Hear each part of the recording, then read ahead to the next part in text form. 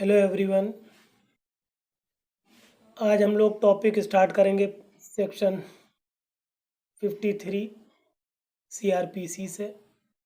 इससे पहले एक बात आपको बता दें कि जो सीआरपीसी है इसका चैप्टर 5 व्यक्तियों की गिरफ्तारी से संबंधित है, जो कि धारा 41 से लेकर 60 का तक है।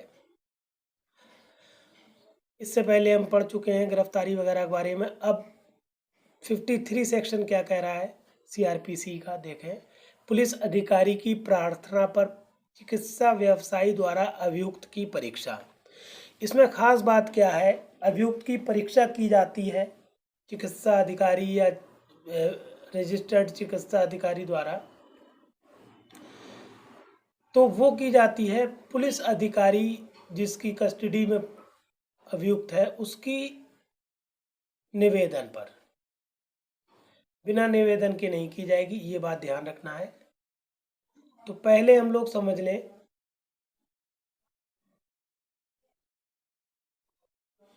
कि जब कोई व्यक्ति ऐसा अपराध करने के आरोप में गिरफ्तार किया जाता है जो ऐसी प्रकृति का है कि ये विश्वास करने के लिए उचित आधार है कि उसकी शारीरिक परीक्षा ऐसा अपराध किए जाने के बारे में साक्ष्य प्रदान करेगी, लग रहा है पुलिस को कि उसकी शारीरिक परीक्षा से साक्ष्य मिलेगा, तो ऐसे पुलिस अधिकारी की जो उप निरीक्षक की पंक्ति से नीचे का ना हो, ये ध्यान रखें आप, सब इंस्पेक्टर से नीचे का ना हो। प्रार्थना पर रजिस्टर्ड चिकित्सा व्यवसायी के लिए ये विधिपूर्ण होगा कि वो गिरफ्तार किए गए व्यक्ति की ऐसी परीक्षा करे जो उन तथ्यों को जो ऐसा साक्ष्य प्रदान कर सके अविनिश्चित करने के लिए उचित रूप से आवश्यक है। और उस ये सब परीक्षा करते टाइम आगे बताई गई ये बात, और उतना बल प्रयोग करे जितना उस पूरी प्रयोजन के लिए उचित रूप से आवश्यक है। मतलब चिकित्सा अधिकारी उसकी परीक्षा करेगा शरीर की, और उतना बल भी प्रयोग करता, अगर वो सीधे सीधे नहीं मान रहा है तो उतना बल प्रयोग कर सकता है जितना कि उन परिस्थितियों में आवश्यक है। इसी से बिल्कुल लगी हुई धारा है 53 का सीआरपीसी। इसमें क्या है एग्जैक्टली, बलात् संघ के अपराधी व्यक्ति की चिकित्सा व्यवसायी द्वारा परीक्षा। सेम बात है, सिर्फ इतना शब्द हमें चेंज कर देना है। यहाँ पर कोई भी व्यक्ति हो सकता है, यहाँ पर क्या होगा, जब किसी व्यक्ति को बलात्संग या बलात्संग का प्रयत्न करने के आरोप में गिरफ्तार किया जाता है। बाकी आप सारी एज इट इज चीज़ें 53 की 53 का में लिख देंगे, कोई भी वर्ड चेंज नहीं करेंगे। मतलब वो भी आरोपी है, अपराधी है, और ये भी है आरोपी, सेम चीज़ रहेगी। सिर्फ बलात्संग या तो उसने किया है या करने का प्रयत्न किया है, ये शब्द शुरू में आप बढ़ा देंगे, और 53 का हो जाएगी बलात्संग के अपराधी व्यक्ति की चिकित्सा व्यवसायी द्वारा परीक्षा। सेक्शन 54 भी इसी से थोड़ा सा संबंधित है, मगर दोनों में बहुत फर्क है, समझे दोनों में फर्क क्या है। दंड प्रक्रिया संहिता की धारा 54 क्या है, वो कह रही है गिरफ्तार व्यक्ति की चिकित्सा अधिकारी द्वारा परीक्षा। देखिए, जो भी गिरफ्तार किया गया है अभी पता नहीं है कि वो आरोपी है कि नहीं है। धारा 54 सीआरपीसी क्या कह रही है, गिरफ्तार व्यक्ति की चिकित्सा अधिकारी द्वारा परीक्षा। ये बहुत इंपॉर्टेंट बात है। जैसे ही कोई पुलिस अधिकारी किसी व्यक्ति को गिरफ्तार करता है और गिरफ्तार करने के बाद वो तुरंत ही उस व्यक्ति को केंद्रीय सरकार या राज्य सरकार की सेवा के अधीन चिकित्सा अधिकारी, या अगर ऐसा चिकित्सा अधिकारी नहीं मिल रहा है तो रजिस्टर्ड चिकित्सा व्यवसायी के पास ले जाएगा और उसकी परीक्षा कराएगा। इसमें एक परंतु जोड़ा गया है जिसमें कहा गया है अगर गिरफ्तार किया गया व्यक्ति महिला है तो उसकी शरीर की परीक्षा जो है केवल महिला चिकित्सा अधिकारी या रजिस्टर्ड चिकित्सा व्यवसायी द्वारा की जाएगी। दूसरा पॉइंट इसमें बताता है कि चिकित्सा अधिकारी द्वारा की गई परीक्षा के अभिलेख में उस पे शरीर की क्षतियों या हिंसा के चिन्हों अगर कोई मौजूद हैं उन सब का वर्णन होगा। तीसरी बात की गई है जो चिकित्सा अधिकारी अभिलेख बनाएगा उन अभिलेखों को उस व्यक्ति को जो गिरफ्तार किया गया है या वो जिसे बताए निर्दिष्ट करे उस व्यक्ति को उन अभिलेखों की प्रतिलिपि तुरंत दे दी जाएगी जो कि निःशुल्क होगी। देखिए सीआरपीसी का सेक्शन 54 का 54A बहुत इम्पोर्टेंट है, जो कि गिरफ्तार व्यक्ति की शिनाख्त से संबंधित है, जिसको शिनाख्त परेड भी कहा जाता है। इस सेक्शन में बताया गया है कि जहाँ कोई व्यक्ति किसी अपराध करने के आरोप पर गिरफ्तार किया जाता है, अगर कोई आरोप है उस पर और वो गिरफ्तार किया जाता है और किसी अन्य व्यक्ति या व्यक्तियों द्वारा उसकी शिनाख्त ऐसे अपराधों के अन्वेषण के लिए आवश्यक समझी जाती है जो वो न्यायालय जिसकी अधिकारिता है पुलिस थाने के वारसाधक अधिकारी के निवेदन पर गिरफ्तार किए गए व्यक्ति की ऐसी रीति से जो न्यायालय ठीक समझता है किसी अन्य व्यक्ति या व्यक्तियों द्वारा शिनाख्त कराने का आदेश देगा। मतलब क्या है इसका कहने का मतलब यह है, कोई गिरफ्तार किया गया व्यक्ति है किसी आरोप और उसकी शिनाख्त ज़रूरी है, तो वो न्यायालय जो अधिकारिता रखता है उस व्यक्ति की शिनाख्त कराएगा जैसा वो ठीक समझे न्यायालय। इसमें एक परंतु जोड़ा गया है, जो पहला परंतु कहता है, दो परंतु है। पहला परंतु कह रहा है यदि गिरफ्तार किए गए व्यक्ति की शिनाख्त करने वाला न्यायालय मानसिक या शारीरिक रूप से निःशक्त है, मतलब वो साउंड माइंड का नहीं है और या बिल्कुल फ्रीली मूव नहीं कर सकता है, तो शिनाख्त करने की ऐसी प्रक्रिया न्यायिक मजिस्ट्रेट को पर्यवेक्षण के अधीन होगी जो वो सुनिश्चित करे। मतलब वो कहेगा शिनाख्त परेड मजिस्ट्रेट के पर्यवेक्षण के, मतलब उसके सुपरविजन में होना चाहिए जैसा वो मजिस्ट्रेट सुनिश्चित करता है। दूसरा परंतु जोड़ा गया है, परंतु ये और कि यदि गिरफ्तार किए गए व्यक्ति की शिनाख्त करने वाला व्यक्ति मानसिक या शारीरिक रूप से निःशक्त है तो शिनाख्त किए जाने की प्रक्रिया की वीडियो फिल्म तैयार की जाएगी। समझ गए? उसकी वीडियो फिल्म भी बनाई जाएगी जिससे कोई छेड़छाड़ ना कर सके उसके द्वारा प्राप्त सबूत के बारे में। और इसी को इसलिए किया जा रहा है ये दोनों काम कि इसी को आप मेन परीक्षा में ऐसे ही पेश कर देते हैं।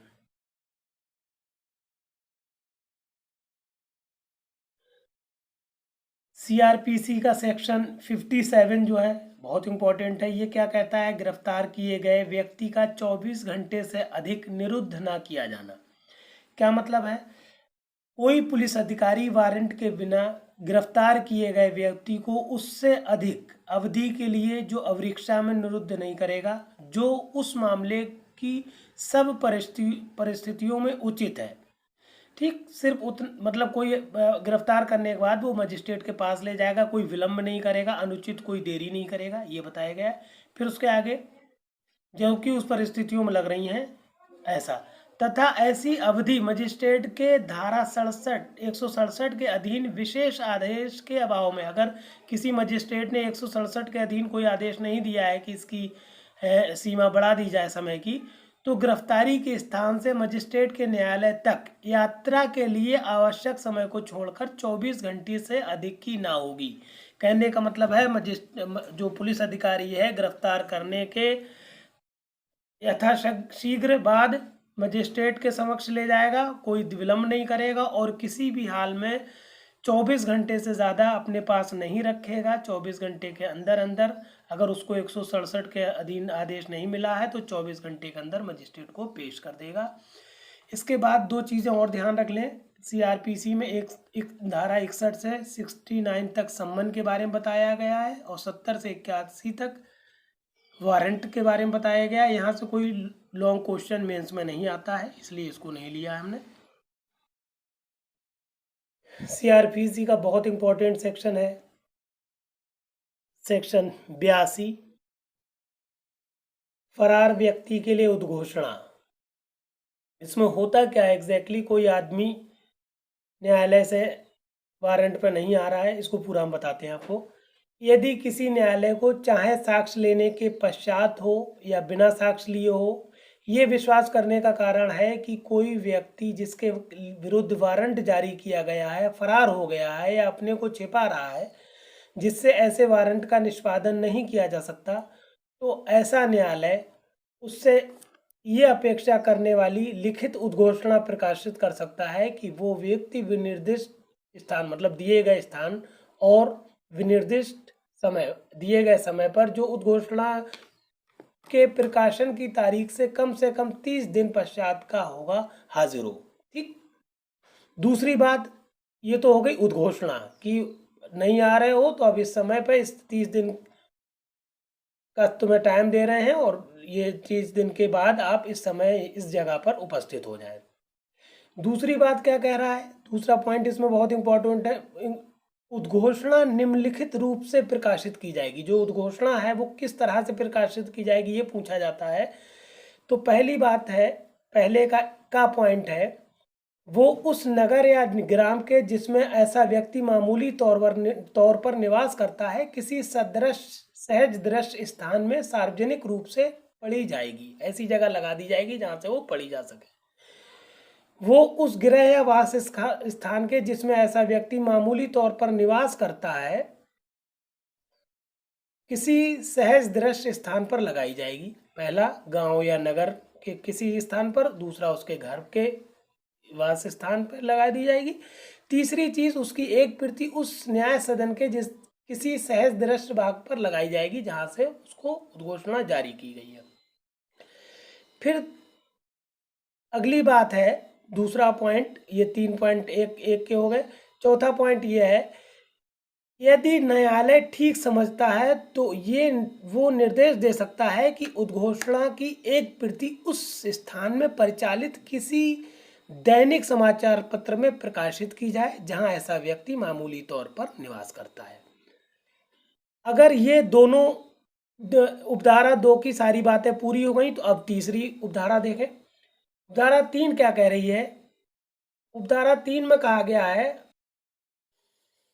कि उद्घोषणा जारी करने वाले न्यायालय का ये लिखित कथन कि उपधारा 2 के अपेक्षाओं का पालन कर लिया गया है, इस बात का निश्चायक सबूत होगा कि उद्घोषणा पूरी हो गई। अगर उसने उपधारा 2 के अनुसार पूरा काम कर लिया है और लिखित में दे दिया है तो उद्घोषणा पूरी हो गई। अब चौथा पॉइंट, जहां उपधारा एक, ये चौथा पॉइंट बहुत इंपॉर्टेंट है, उपधारा 4 के अधीन प्रकाशित की गई उद्घोषणा भारतीय दंड संहिता की धारा 302, 304, 382, 392, 393, 394, 395, 396 के अधीन अगर दंडनीय अपराध के लिए है और अभियुक्त व्यक्ति उपस्थित होने में असफल रहता है, नहीं उपस्थित होता है न्यायालय के समक्ष, तो न्यायालय ऐसी जांच करने के पश्चात जैसा वो ठीक समझे उस व्यक्ति को उद्घोषित अपराधी प्रकट कर सकता है। तो पूछा जाता है उद्घोषित अपराधी कब प्रकट किए जाते हैं। ये सेक्शन 82 मेंस के हिसाब से बहुत इंपॉर्टेंट है, इसलिए इसको ध्यान से पढ़िए और देखिए। हम बार बार आपसे कह रहे हैं इस मैटर को आप सब तक पहुंचाइए और हमारे चैनल को सब्सक्राइब करिए। और सबसे मेन बात है, हम आपको PDF डे 1 से लेकर डे 100 तक सब में दे रहे हैं PDF अटैच करके, आप PDF डाउनलोड कर सकते हैं। धन्यवाद। CRPC का सेक्शन 83 क्या कहता है समझे, बहुत इंपॉर्टेंट है। फरार व्यक्ति की संपत्ति की कुर्की।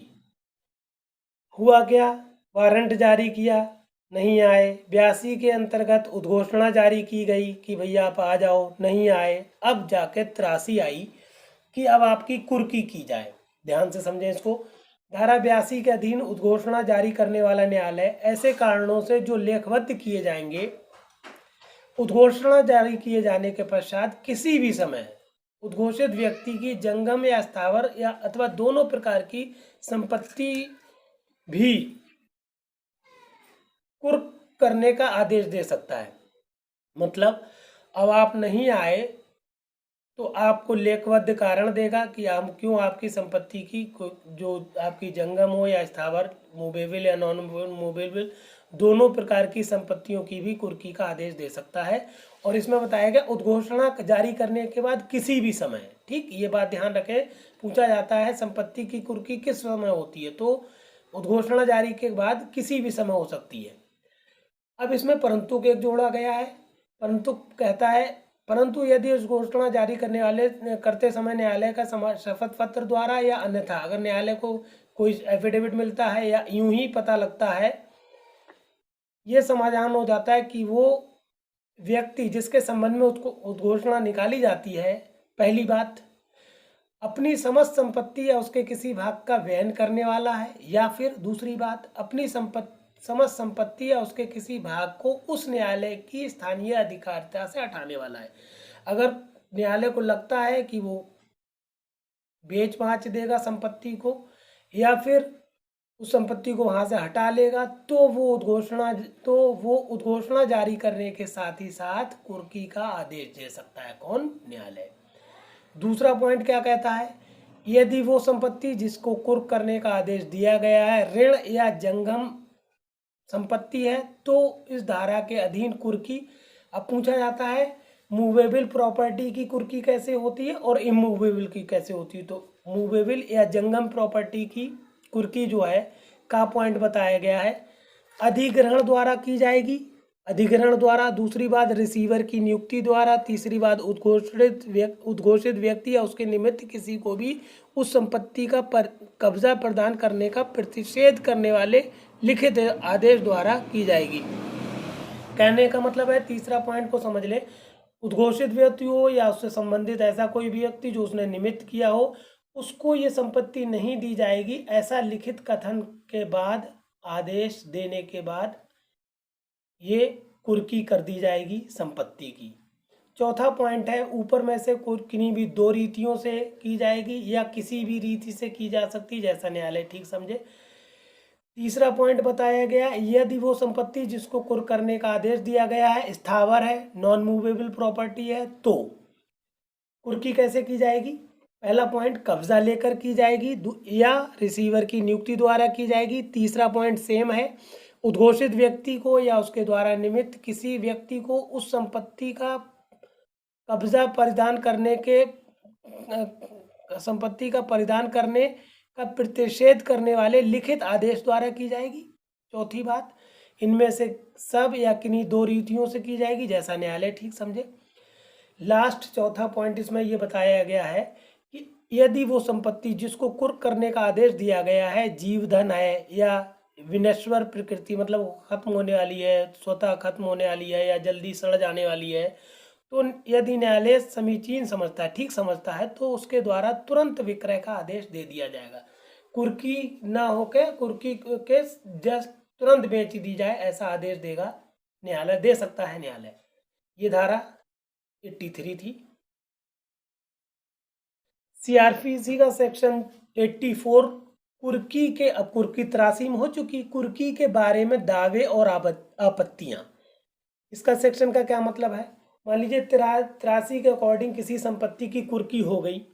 अब क्या होगा, यदि धारा 83 के अधीन कुर्की की गई किसी संपत्ति के बारे में उस कुर्की की तारीख से कितने दिन के, 6 मास के भीतर कोई व्यक्ति जो उद्घोषित व्यक्ति से भिन्न है इस आधार पर दावा करता है या कुर्क किए जाने पर आपत्ति करता है कि दावेदार या आपत्तिकर्ता का उस संपत्ति में कोई हित है और ऐसा हित धारा 83 के अधीन कुर्क नहीं किया जा सकता, तो दावे या आपत्ति की जांच की जाएगी और उसे पूर्णता या भागता मंजूर या नामंजूर कर दिया जाएगा। मतलब जिस संपत्ति की कुर्की हुई है, कोई ऐसा व्यक्ति जो उस संपत्ति में हित रखता है और उसका अब उस पर आपत्ति है या दावा कर रहा है उस संपत्ति पर, तो 6 महीने के अंदर आएगा कोर्ट की शरण में। कोर्ट डिसाइड करेगा कि उसके दावे को मंजूर करे या नामंजूर करे, या आधा मान ले, भागता माने, पूर्णता माने, जैसा भी हो। दूसरा पॉइंट क्या कह रहा है, प्रत्येक ऐसे दावे आपत्ति की जांच उस न्यायालय द्वारा की जाएगी जिसमें वो किया गया है या की गई है। कौन न्यायालय जांच करेगा उस आपत्ति या दावे की, जिस न्यायालय में वो आपत्ति या दावा किया गया है। तीसरी बात क्या कह रहा है, कोई व्यक्ति जिसके दावे आपत्ति को धारा 1 के अधीन आदेश द्वारा पूर्णतः या भागता नामंजूर कर दिया गया है, अगर किसी दावे को आप नामंजूर कर दिया गया हो, ऐसे गया है आदेश द्वारा नामंजूर किया गया है, ऐसे आदेश की तारीख से 1 वर्ष की अवधि के भीतर उस अधिकार को सिद्ध करने के लिए वो व्यक्ति वाद संस्थित कर सकता है।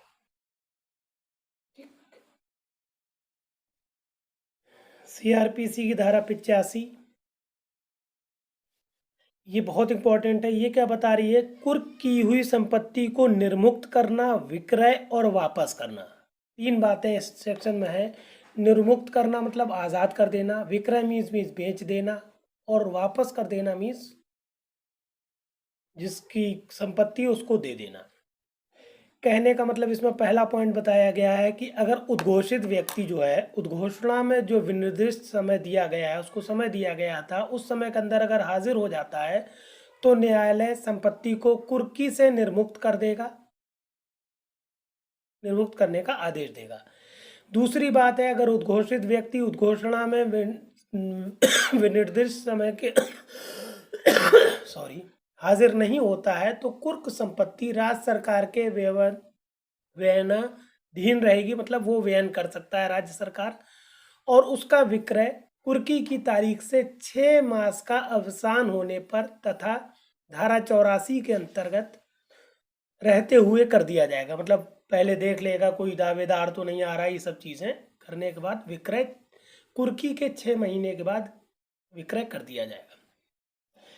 तीसरा सब सेक्शन बहुत इंपॉर्टेंट है। ये उपधारा बताती है, यदि कुर्की की तारीख से 2 वर्ष के अंदर कोई व्यक्ति जिसकी संपत्ति उपधारा 2 के अधीन राज्य सरकार ने व्ययनाधीन थी और रही थी, उस संपत्ति को मान लीजिए विक्रय कर दिया गया, उस न्यायालय के समक्ष जिसके आदेश से वो संपत्ति कुर्क की गई थी, स्वेच्छा से हाजिर होता है या पकड़ कर लाया जाता है, और न्यायालय का ये समाधान हो जाता है कि वो जानबूझकर फरार नहीं हुआ था, तो ऐसी संपत्ति का यदि वो विक्रय कर दी गई है या उसका कुछ भाग विक्रय कर दिया गया है, तो विक्रय के शुद्ध आगमों का